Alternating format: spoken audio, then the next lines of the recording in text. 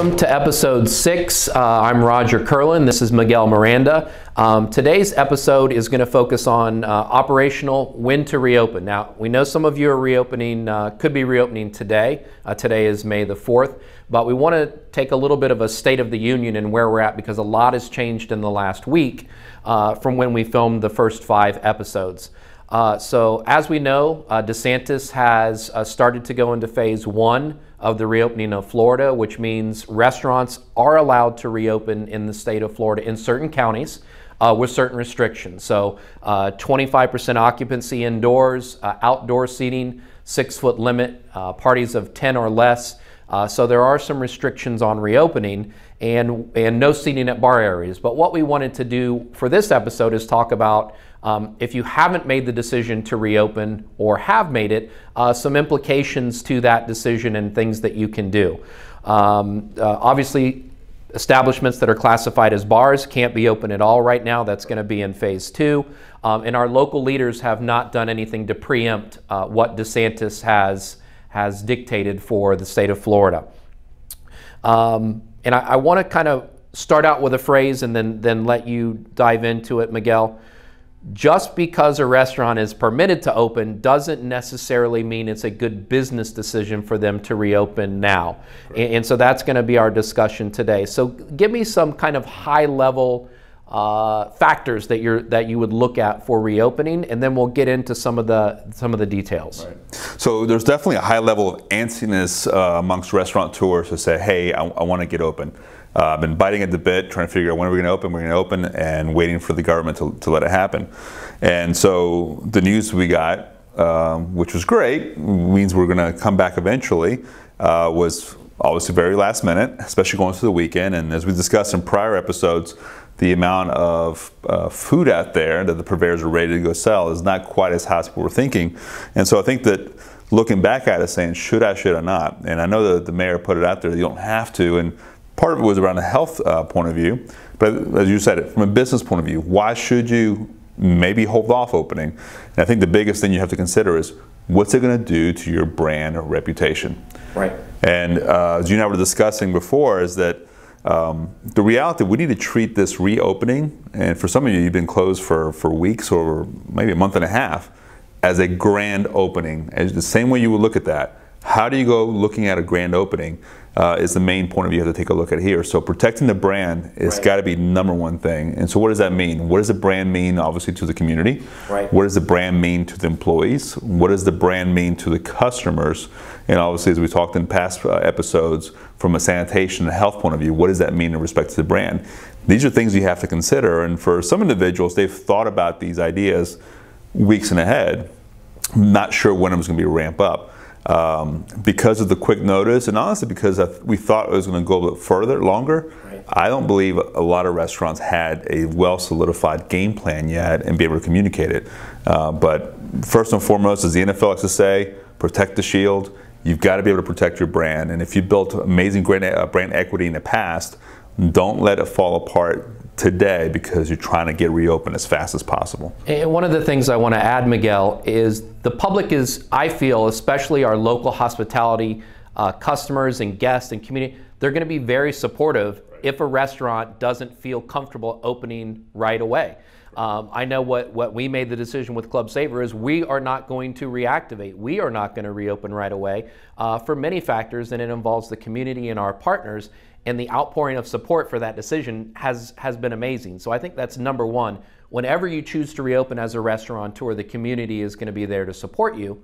And then there's also the financial decision. At 25%, is it profitable for me to reopen? And now I balance that back with maybe it's not profitable, but maybe it's on brand. Maybe my followers expect me to be there on day 1. So, you know, all of those things are coming to this balance and this weighing about what is right for each location. Functionally, I love what you said about viewing it as a reopening, a grand reopening or a grand opening. Functionally, what are some of the things that our restaurants need to be looking at as they reopen, focused as you recommend as a grand opening? Right.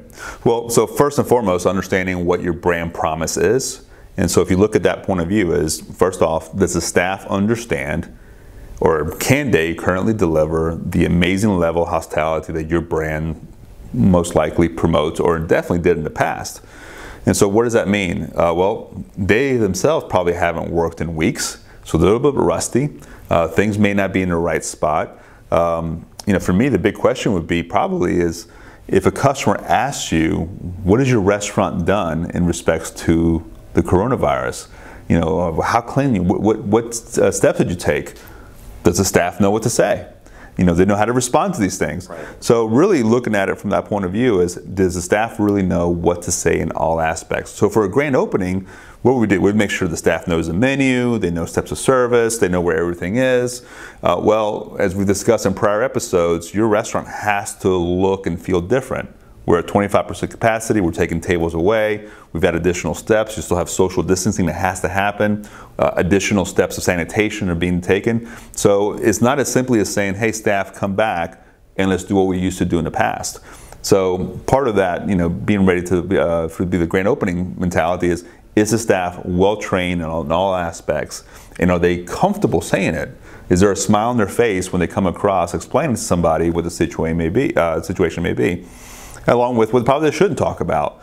They probably shouldn't be talking about how terrible it's been and they haven't had any money or how bad the unemployment website is.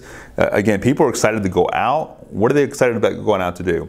They want to experience a meal. They've had the ability to have a meal, they've had it at home, or they've had a takeout, but they haven't had the ability to experience a meal. And that's what they're clamoring for. One of the high-end steakhouses here in town, they were booked for their reservations within a few minutes of actually opening up the reservation system. Why? Well, they charge a lot of money for going there, but people are expecting an experience when they go there. So that staff has to be prepared to deliver that. Right. We're looking with a great environment. So part of that is something you consider from the grand opening, as well as, do we have enough product? Do we have enough product or too much product? And part of the challenge is estimating what your volume is going to be. Right. We never want to run out of food. That's a mentality in all restaurants. They never run out of food. Especially if you're doing a catering or something like that. Well, same thing here. How much should you have? Right. And one thing I will say is that once you reopen, in my opinion, you can't close back up again.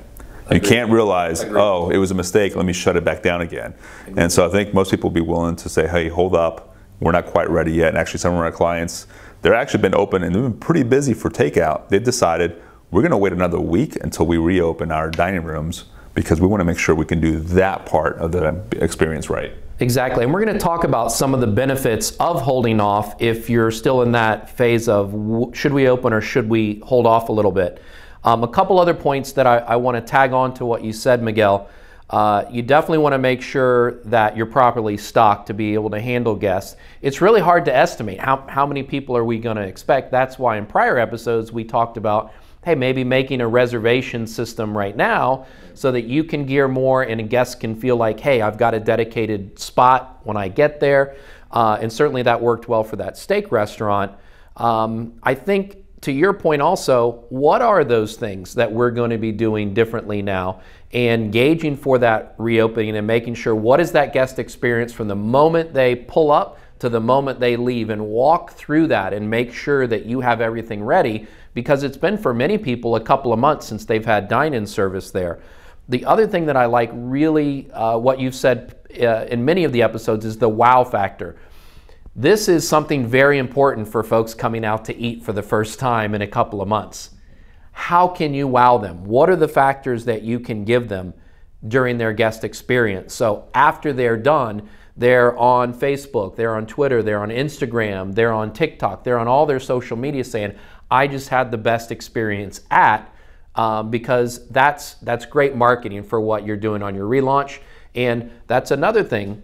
If you're reopening, how are you marketing that? How are you advertising that? Because there's some great institutions locally and they're doing a great job getting the word out that they're open.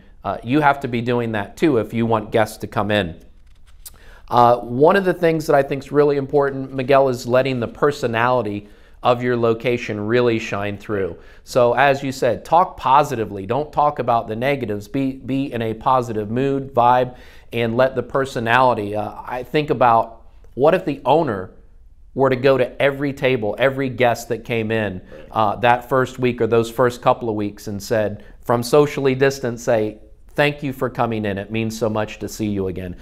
Simple things like that is something that I think is critical to look at. And I want to kind of go back to something I've mentioned in previous episodes. I really feel the guest is going to look for safety, attentiveness, value, and an experience. So make sure you're providing that. And now I want to pivot a little bit and talk about the benefits of waiting to reopen, because there could be some benefits. So Miguel, I'll toss it to you. We'll start to go through some of these, and then I can chime in as well. Right. Well, first and foremost, probably the number one benefit would be to have revenue started coming back in, and for some people, it couldn't come soon enough. And so you're saying, oh, well, money in, if it is outpaced by money going out, it's not always a good thing. Well, we do have some fixed expenses that you need to take care of. Obviously, rent can only be changed for so long. I'm already hearing a lot of landlords saying, hey, we're good for that first month, but we need to figure out something for this month. Obviously, the staff is starting to be getting picked up by other people for another bad reason. It's just they are needing to get back to work, especially the ones that didn't get unemployment yet. Right. And so there's a piece of it saying, hey, I need to get my team back together. I need to start getting in the motion and get the reps going, and then some revenue will definitely support us. A lot of it's going to be dependent on whether you were able to get some of the PPP money or anything else coming in to support you, or if you had cash stored away from in the past. But getting it going. And probably the next big piece is being top of mind with the customer base. Right. Yes, great. Social media is awesome, and connecting and sharing recipes and things like that. But once people are expecting to hear you may be open, they want to see that happening, and obviously getting them in there and getting that idea like, hey, we're ready to have you back. We're ready to get this thing going. And then the third largest thing is you can start understanding traffic, because that's the big unknown. We don't know next week, next month, what it's going to look like. Right. And so what's the best way to do it? First is open up, see what comes in, but have conversations. Right. Talk to your guests. Find out, why did you come out? What were some of the things you considered to decide whether you should or shouldn't come out and start dining out? These are what I call the early adopters. Right. People saying, hey, I want to check out what's happening. There's people obviously for proper reasons staying home. They're very cautious, not quite ready to go out yet. But there's some saying, hey, I want to go check out. You want to understand that public, because that helps you really tailor your product afterwards and what you may have to change. Yeah, that set of sold out reservations is a perfect example of people that I've got to get out, I want to dine out, and they've helped book up that place. I want to play devil's advocate and say, what are the benefits of maybe not reopening right now? And one of them I see right off the bat to the point you made is we don't know what the customer demand out there is. There was a recent survey that said that 15% of the consumers out there feel comfortable going out and dining out right now.